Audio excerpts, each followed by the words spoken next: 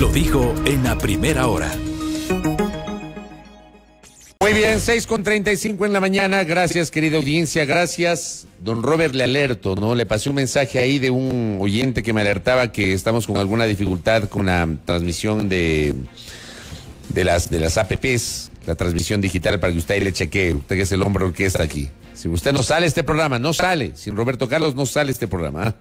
Pieza fundamentalísima en la puesta al aire de este espacio, obviamente, de buena parte de la programación de la gran señal nacional. Bueno, a ver, ¿qué dice? ¿No hay audio? Claro que hay audio. ¿Por qué me dice que no hay audio?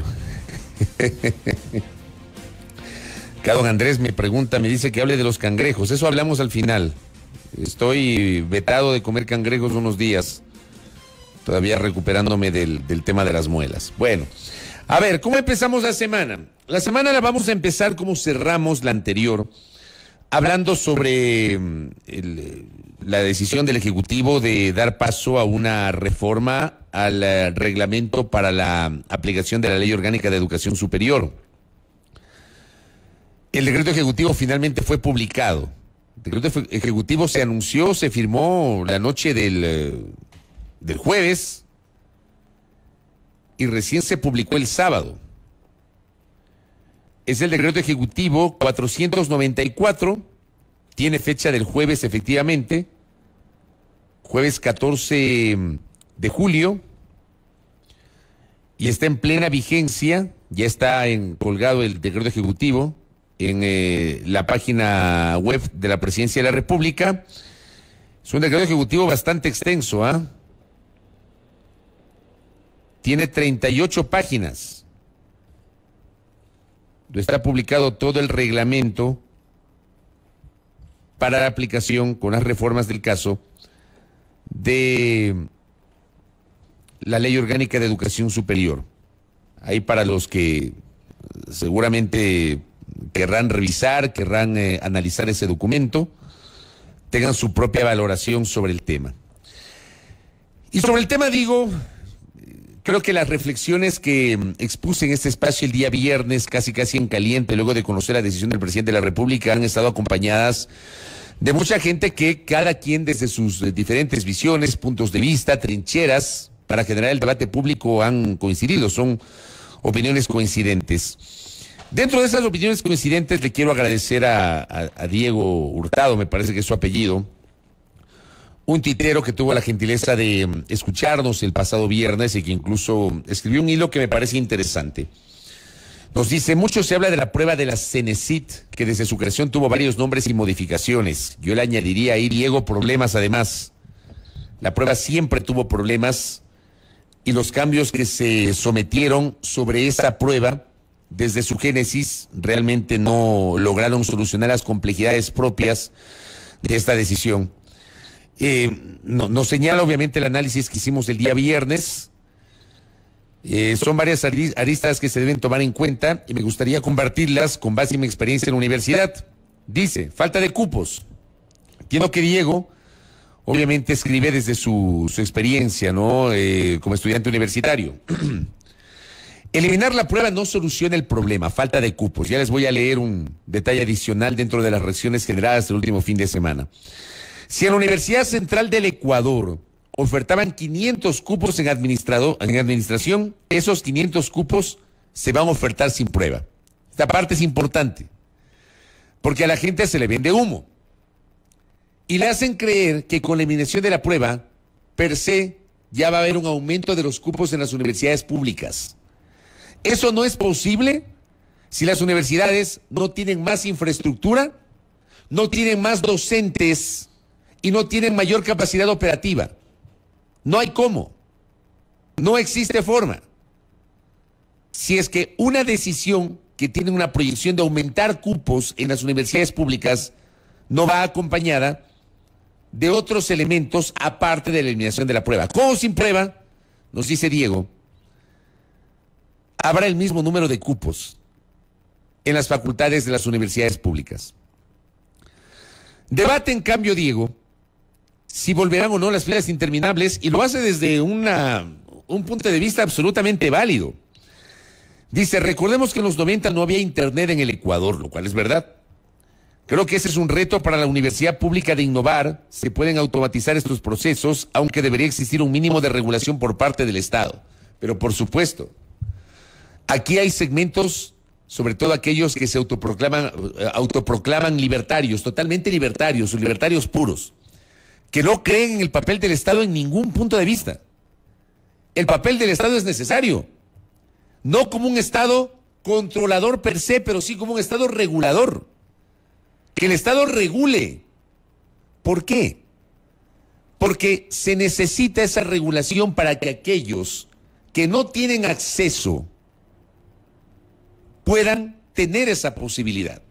Se requiere un Estado regulador, no un Estado que absorba, no un Estado absorbente, pero tampoco un Estado netamente controlador. Sí un Estado regulador. La regulación debe ser obviamente parte del Estado y no una desregulación total. Las mismas carreras de siempre, añade Diego. Y menciona lo que decíamos el viernes, cuando en lo personal mencionaba acá que insistía en una planificación desde el colegio. Carreras como Derecho o Administración están saturadas, lo dijimos el día viernes. Derecho, Administración, Medicina, Comunicación Social, Filosofía. Vayan a la central. A ver cuán saturadas están esas carreras que son las tradicionales en desmedro de otras. Sin contar que la calidad es pésima, nos dice. Eso da como consecuencia miles de profesionales desempleados. Es por eso que se debe repotenciar a los institutos tecnológicos y carreras que no están saturadas. Guste o no, se debe cerrar por un tiempo esas carreras en donde hay una gran masa de profesionales, todo bajo una planificación. Y la prueba se necesita, también dice, añade, es incomprensible que a quien quiere ser abogado se le aplique la misma carrera a alguien que quiere ser ingeniero mecatrónico. Buena reflexión. Yo creo que esa reflexión va de la mano sobre si fue correcta o no. Por eso digo que la decisión del Ejecutivo no se puede quedar solamente en la prueba. Por ejemplo, revisar si fue conveniente o no el bachillerato unificado. Aquí hay puntos discrepantes. Yo creo que eso tiene que ser debatido. Si convenía o no establecer un bachillerato unificado. Porque claro, uno también ha sido estudiante. Hay gente que no tiene la misma experticia para matemáticas, para física, para química, para biología. Tiene más experticia para las letras, para leer, para escribir, y prefieren sociales. Así era en mi tiempo al menos. Se decidió establecer el bachillerato unificado. ¿Fue conveniente esa medida? Es el momento, yo sí creo que es el momento de evaluarla. Si se cree que es conveniente, ok, hay que potenciarla, hay que fortalecerla, sigamos con el bachillerato general unificado. Pero si esa medida tuvo matices, revisemos, corrijamos. O hay que dejarla sin efecto si es que no ha servido. No me voy a meter en eso porque evidentemente eso tiene que ser materia de un análisis, de un debate. Pero eso indefectiblemente va atado al examen de ingreso a la universidad. Con base en ese criterio que no es descabellado. Que no se puede aplicar la misma prueba a alguien que quiere ser abogado, o sea, que tiene una experticia más dirigida a las ciencias sociales, frente a aquel que quiere ser ingeniero y que probablemente le gusta más la matemática o la física, o aquel que quiere ser químico o farmacéutico, le gusta más la química, las fórmulas. Interesante reflexión.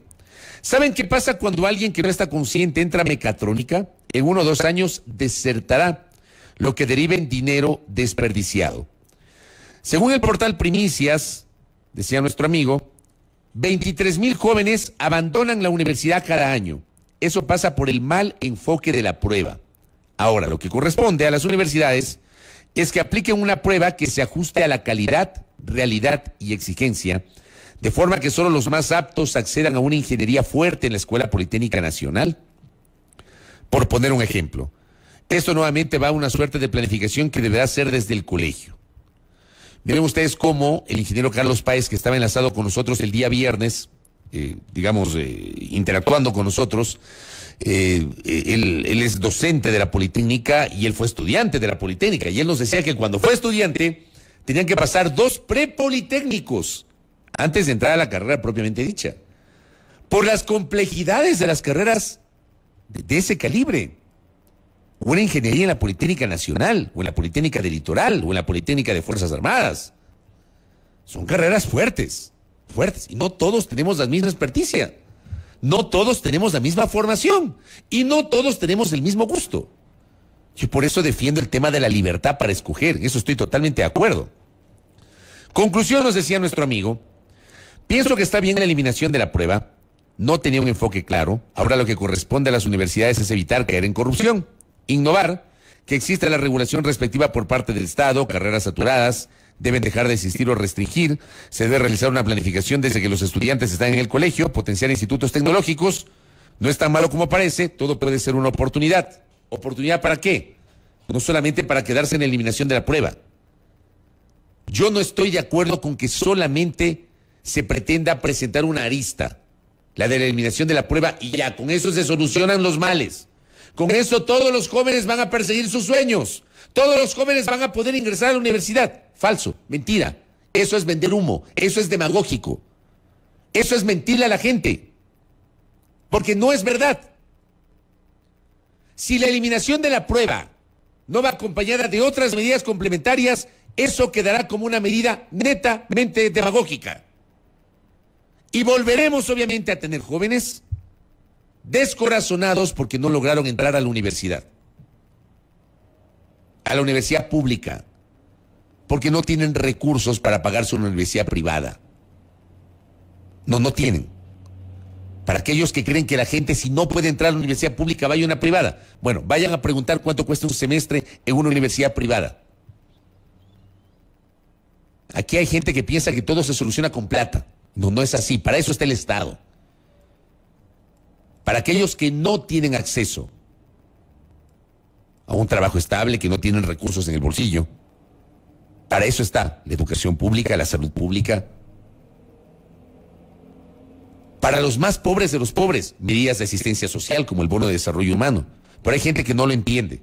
Y hay gente que minimiza, obviamente, ese tipo de discusiones. Y creen que todo se soluciona con plata. Y acá hay otro, gracias contertulio, y acá hay otro tema. Por eso digo, la eliminación de la prueba no puede ser solamente eso, sino va acompañada de otras medidas. ¿Se acuerdan ustedes de las universidades de garaje? ¿Se acuerdan? ¿Se acuerdan de esas universidades que en 2012 fueron cerrados por falta de calidad académica? Y que hoy quieren abrir, pues, porque hay legisladores que pretenden que eso quede sin efecto y reabrir esas universidades. Ya que tocamos el tema de las universidades de garaje, yo quiero contarles, y me consta, porque una persona que conozco estaba estudiando esa carrera, una de estas universidades de garaje ofrecía ingeniería en comunicación. ¿En serio? Ingeniería en comunicación. ¿Desde cuándo una ciencia social, que es la comunicación social, deriva en una ingeniería, que es una carrera netamente técnica, pero ofertaban así, pues, ingeniería en comunicación? Increíble, ¿no? Increíble. O sea, mientras aquí en el Ecuador no se entienda que la calentura no está en las sábanas y que el debate tiene que ser muchísimo más profundo, no solamente quedarse en la periferia. Ya, eliminaste la prueba, aplausos. Ya, eliminaste la prueba, ¿cuántos cupos más van a tener las universidades públicas? ¿Cuántos? ¿Se van a incrementar o no? ¿Se quiere incrementar? ¿Cómo lo van a hacer? Lo dije el día viernes, además, el presidente de la República hablaba de que se va a potenciar las carreras técnicas. ¿Cuál es el plan? Porque todo tiene que tener una planificación, pues. Anoche en mi espacio digital de los domingos, tuvimos un panel muy interesante con la académica Grace Merino, el señor Mauricio Chiluisa, que estuvo un rato conectado y luego se fue, dice que se le acabaron los datos del celular y no pudo seguir en el programa. Y el exsecretario de Educación Superior, Augusto Barrera. Y obviamente a Barrera se le preguntó, usted fue parte, doctor Barrera, fue el primer secretario de Educación Superior del gobierno del señor Moreno. Y el señor Moreno, desde el principio, desde junio del 2017, hablaba de potenciar las carreras técnicas. Y había ofrecido pues abrir 44 institutos técnicos y tecnológicos. Le preguntaba al doctor Barrera, ¿usted tiene referencia de cuántos finalmente abrió el gobierno del señor Moreno? Porque el doctor Barrera no es que estuvo en todo el gobierno de Moreno, estuvo al inicio nomás, como secretario de Educación Superior, luego de que se terminaron de ir aquellos que tenían una orientación política distinta a aquella que había adoptado el señor Moreno. Entonces nos decía el doctor Barrera en el espacio que de los 44, 8 estaban encaminados. Y es verdad, unos pocos funcionan, pero nunca llegaron a los 44. Oferta demagógica, totalmente demagógica. Nunca abrieron los 44 institutos técnicos y tecnológicos. No lo hicieron. El doctor Barrera tiene certezas de que 8 estuvieron encaminados y que algunos de esos 8 están funcionando. ¿Y dónde está la planificación de largo aliento? ¿Cómo es que hoy eliminan la prueba y dicen que quieren potenciar la educación técnica y tecnológica si no hay certeza sobre qué mismo van a hacer con esa educación técnica y tecnológica? Yo pregunto públicamente, y ojalá que nos acepte una entrevista a la autoridad de la Secretaría Nacional de Educación Superior esta semana, porque sí quiero saber cuál es el plan de la CENESID para el manejo de la educación técnica y tecnológica. De esos 44 institutos técnicos y tecnológicos que ofreció el gobierno de Moreno, ¿cuántos se abrieron? ¿Cuántos están encaminados? Si es que están encaminados. ¿Cuántos hay que empezar desde cero? Bueno, cojan esa planificación si es que la hubo. Porque habría que preguntar también si es que ese plan existe en la CENESID. No vaya a ser como el del tren playero que ofrecieron, y una vez que entrevistamos aquí en este espacio al señor ministro de Turismo, Nils Olsen, dijo, yo llegué al ministerio y no hay nada de tren playero, no hay ningún plan. Pero el señor Moreno lo presentaba cada vez que intervenía, como uno de sus proyectos estrella. Resulta que en el Ministerio de Turismo nada que ver. Lo mismo pregunto, ¿será que el gobierno del señor Moreno dejó una planificación para los institutos técnicos y tecnológicos? Sería interesante saberlo, ¿no? Si retoman esa planificación, si la potencian, porque uno de los problemas que tiene recurrentemente este país es que todo se pretende volver a foja cero. Hablando de Grace Merino, ya asomó. Hola, doctora, qué gusto. Dice, yo por ejemplo tengo estudiantes que incluso me han expresado que pese a la gratuidad de la universidad actualmente, si no tuvieran excelencia académica y gracias a eso su beca, para los que reniegan de las becas, ¿no? Para quienes se ponen bravos porque alguien es becado. Dentro de estos sesgos que tienen algunos, se enojan porque alguien accede a una beca. No les gusta. ¿No les parece que alguien que tiene excelentes notas tenga derecho a una beca? A ese estudiante que tiene excelentes notas hay que potenciarlo. Y si no tiene recursos hay que becarlo. Y ahí está el papel del Estado. ¿Sí ven para qué sirve el Estado, por ejemplo? Obviamente no pueden becar a todos, pero sí a los mejores de los mejores, y que no tienen recursos. Pero nos decía acá que estos estudiantes, que gracias a su beca tienen buenas notas, etcétera, no pudieran movilizarse a la universidad. Esa es la realidad de nuestros jóvenes aquí en el Ecuador. Es que es así, pues. Aquí, como nos falta empatía, como no terminamos de entender cómo funciona el mundo real, hay gente que no entiende que hay personas para quienes destinar 25 o 35 centavos para un pasaje o $1 diario para movilizarse es un montón de plata. Pero no entienden. Hay gente que no está preparada para esa discusión. Hay gente a la que la capacidad de entendimiento sobre realidades durísimas, de una parte de nuestra población, ¿ya? No pueden entenderlas. Lo que dice un poco Grace. Esto es un todo. Es un todo. ¿Qué decía Augusto Barrera anoche? Publicó en su cuenta Twitter, yo creo que es interesante leer al exsecretario de Educación Superior, con base en su experiencia. La educación en general y la superior en particular es el factor más importante para lograr prosperidad, igualdad y equidad en las sociedades contemporáneas. Por eso abre un debate serio. En las últimas décadas hay un enorme crecimiento de la tasa de educación superior en el mundo, pero se mantienen grandes diferencias regionales y socioeconómicas. En el caso de Ecuador, durante la última década hay un decrecimiento y luego recuperación de la tasa de matrícula en la educación superior y un mejoramiento de la calidad de las instituciones de educación superior. Esta es una paradoja que debe ser tratada. De crecimiento y luego recuperación de la tasa de matrícula y un mejoramiento de la calidad de las universidades. Claro, las universidades ahora, con base en la ley que está vigente y atada a estándares internacionales, tienen que cumplir con requisitos mínimos. Por eso ya no hay universidades de garaje. Ya no hay.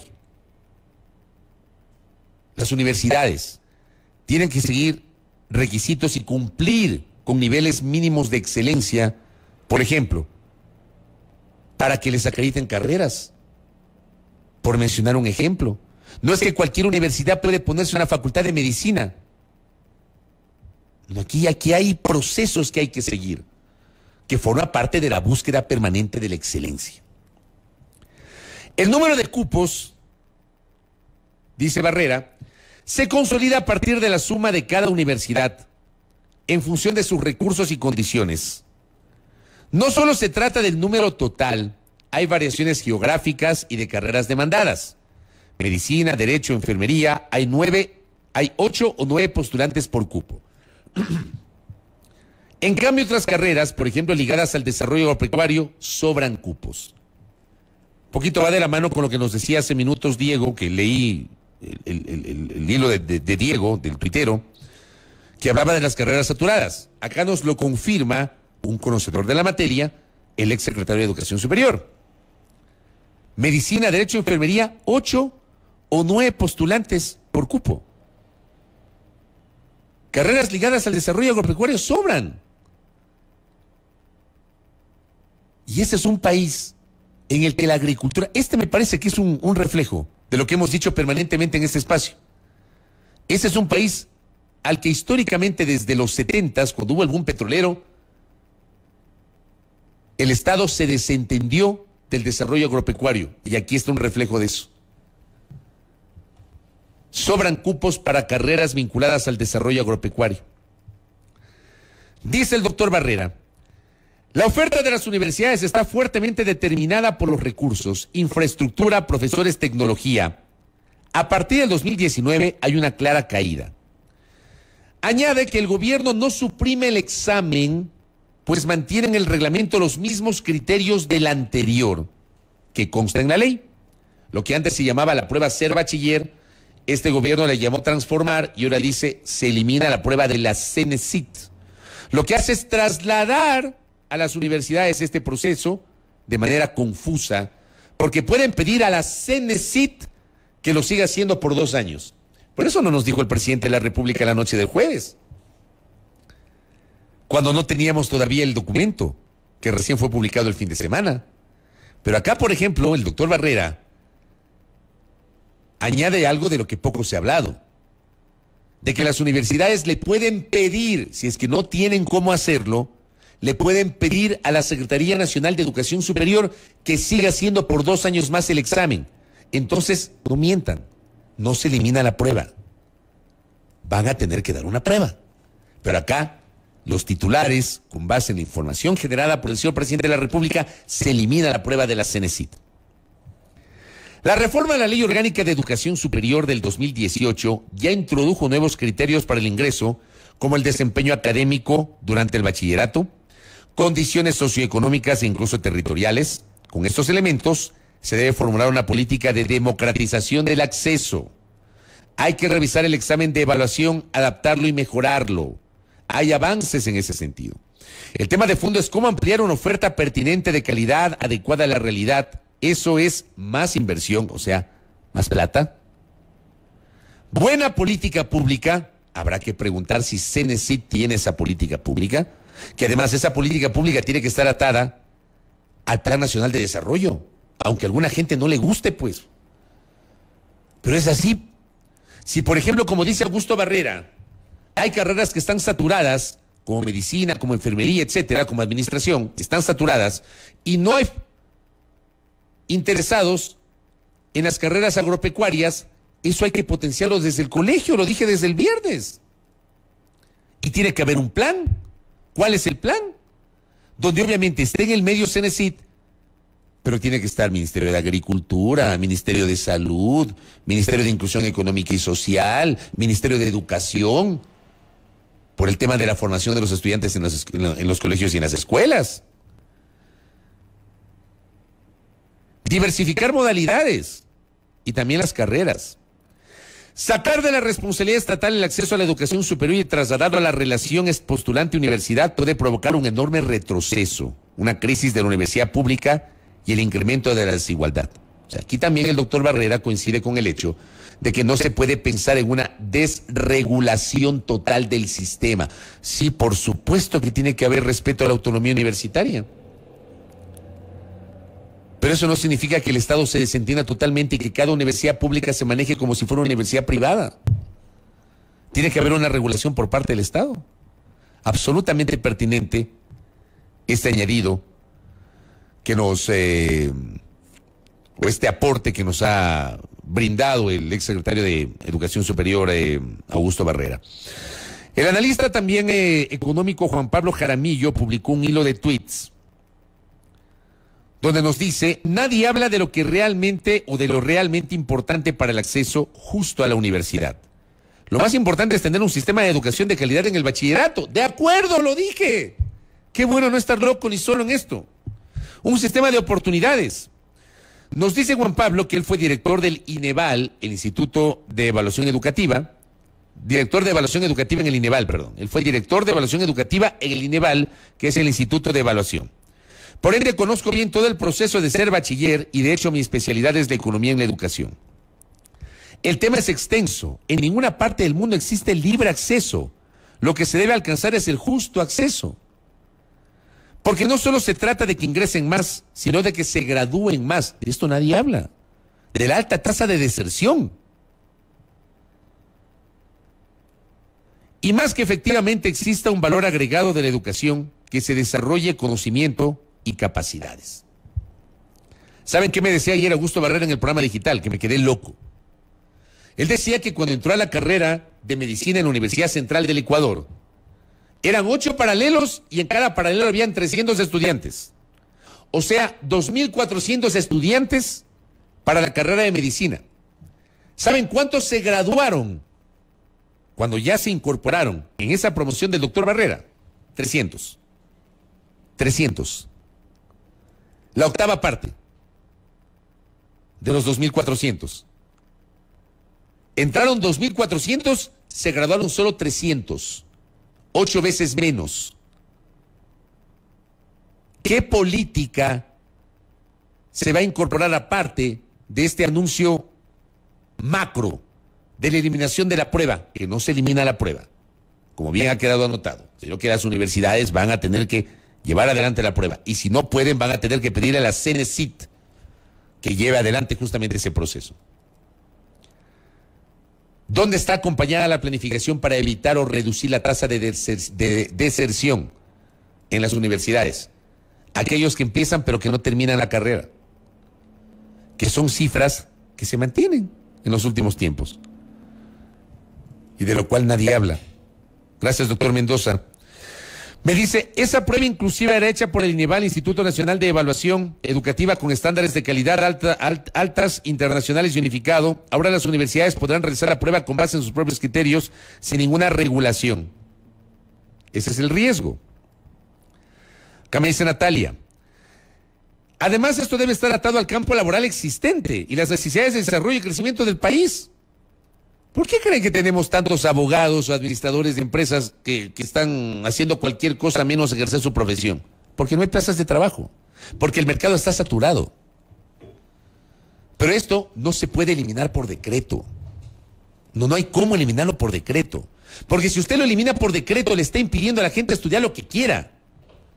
Por eso desde la escuela y del colegio tiene que haber una planificación, una formación para explorar las experticias de ese niño que luego será adolescente y que al terminar el colegio tenga una visión exacta sobre lo que quiere estudiar en la universidad. Si lo suyo son las ciencias sociales, si lo suyo es una ingeniería, es una carrera técnica, una carrera médica. Pero eso tiene que comenzar desde la escuela. Yo creo que me quedé corto al decir que tiene que comenzar desde el colegio. Gracias, Dani, le envío un abrazo, que ella conoce de estas materias, me dice. Lamentablemente no existe planificación de los institutos, algunos están fuertemente condicionados, otros en etapa de extinción. Y hay que tener en cuenta que por más que un título es de tercer nivel técnico-tecnológico, no va a ser equivalente a tercer nivel de grado. Eso también es verdad, porque aquí hay gente que asume que un instituto técnico ya le da un título de tercer nivel y eso no es cierto. No es cierto. No hay equivalencias entre un título generado por un instituto tecnológico que ni siquiera, digamos, cumple un mínimo de 8 semestres, o sea, 4 años, si no menos. No hay equivalencias con un título de tercer nivel. En el campo de la salud es un problema muy serio porque el ente de trabajo es el Ministerio de Salud Pública y él solicita todo el tiempo al Consejo de Educación Superior, al CES, que no aprueben más creación de carreras como enfermería en los institutos porque no hay trabajo para ellos. Vea esto, que me envía alguien que conoce de estas materias. De esto no se habla. Y con esto cierro. Gracias, doctor Andosilla. Un tema que no se habla es la ausencia de adaptaciones curriculares en educación superior para personas con necesidades educativas específicas, ligadas o no a la discapacidad. Hay una sentencia de la Corte Constitucional y la propia reforma a la Ley Orgánica de Educación Intercultural, la LOEI, que obliga y hasta el momento no se avanza. Pero de esto no se habla. Solamente nos quedamos que en la periferia, la prueba. ¿Qué dicen por acá? Acá un mensaje que nos enviaron desde Manta dice: ¿dónde quedan los artículos desde el 81 hasta el 85 de la LOES que habla sobre la evaluación estudiantil? Primero tenían que reformarse esos artículos porque es ir en contra de la Ley Orgánica de Educación Superior. Yo entiendo que no se reforma porque finalmente, primero dijeron que se eliminaba la prueba.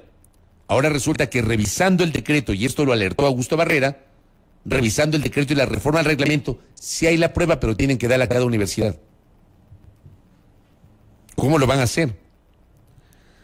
Otro aporte que nos dice otro de nuestros oyentes: podrían dar becas a los chicos que desean seguir carreras agropecuarias. En el campo no existen universidades. Buena reflexión.